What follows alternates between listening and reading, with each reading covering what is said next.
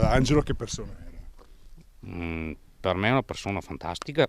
In molti non sono riusciti a trattenere il dolore per la scomparsa di Angelo, tanti hanno preferito il silenzio, testimonianza anche questa del suo modo di essere che ha trovato l'apprezzamento soprattutto dei suoi vicini tra le contrade in alto, sopra il centro di Valdagno. Una persona fantastica, ripeto, sempre disponibile.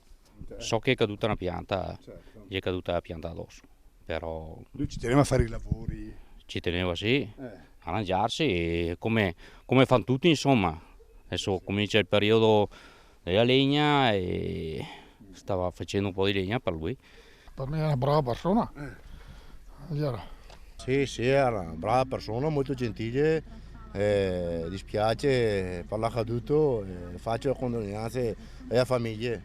Sono molto dispiaciuta per questa cosa, veramente, non sapevo.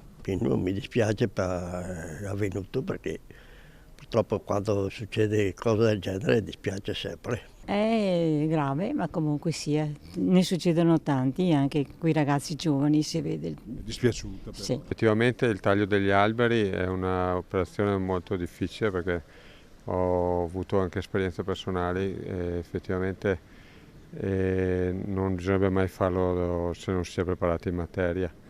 Anzi, soprattutto sugli alberi di una certa misura bisognerebbe che la regolamentazione fosse più rigida e purtroppo questo incidente non so i dettagli, per cui non vorrei dire che la persona ha delle colpe. Certo che appunto serve di spunto dovrebbero addirittura essere vietato il taglio di certi alberi sopra una certa misura.